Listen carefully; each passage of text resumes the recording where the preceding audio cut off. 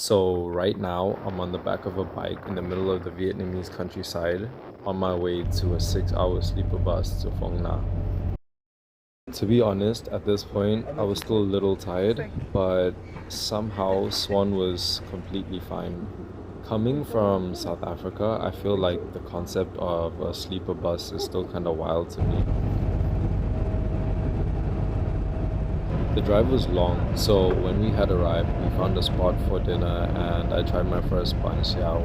And unfortunately, it did not disappoint. I think bánh xèo was probably up there with my favorite Vietnamese cuisine.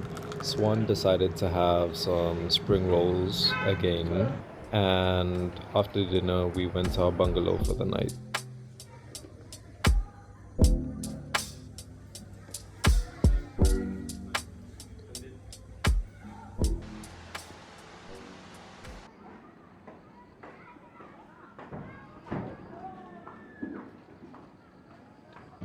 So the next morning we decided to do the Phong Nha loop, but obviously first things first, breakfast at the bungalow in front of the Son River. I'm not even joking, but even after all the coffee shops we went to, I think this was still probably the best coffee that I had. We got a bike and we headed into Phong Nha National Park.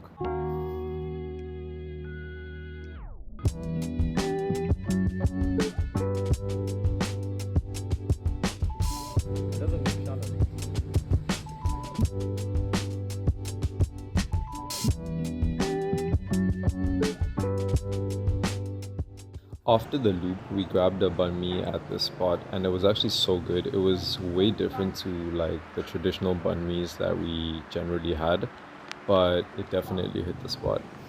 We also went to get a smoothie on the Son River before heading to the botanical garden.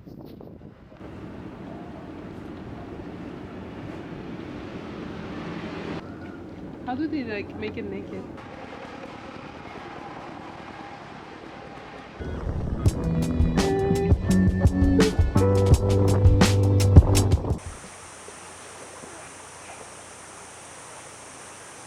The botanical garden was way bigger than I expected, but somehow we still found this insane waterfall hidden inside. It was very different to my idea of a traditional botanical garden. It was very natural and unrefined. I think this kind of reminded me what I really enjoy about nature.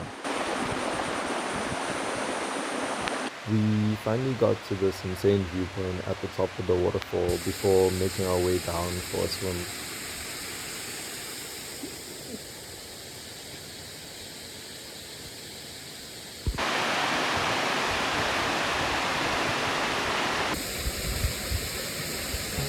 On our drive back, we decided to experience one last sunset on the Son River before dinner. By this point, we got pretty used to just figuring things out as we went.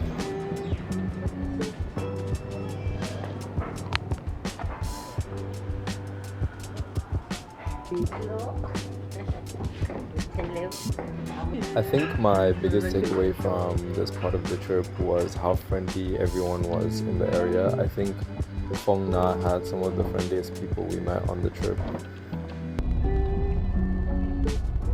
The next day we had our second sleeper bus and this one was super cozy. It even had a massage setting which was needed at the time.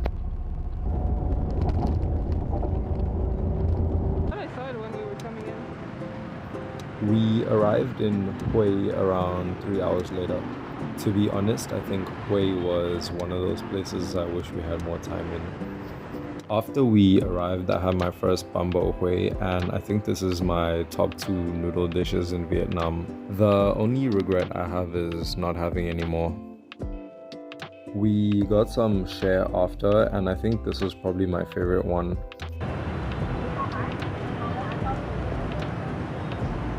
We spent the rest of the day roaming the city before getting dinner. The spot that we found was very touristy, but the food was still good. After dinner, we obviously had to get some coconut ice cream. This spot was so busy and it had no tourists. This was one of those moments where it felt more like we lived here and we weren't just visiting. The next morning, we didn't have much time before our next bus, so we got some drinks at a coffee shop. And this time, I got a salted egg coffee, and Swan got some elderfruit drink. Somewhere around here, it started feeling like we were getting the hang of living in Vietnam, more like travelers rather than tourists. So the next stop was Hoi An, and this part of the trip was really special.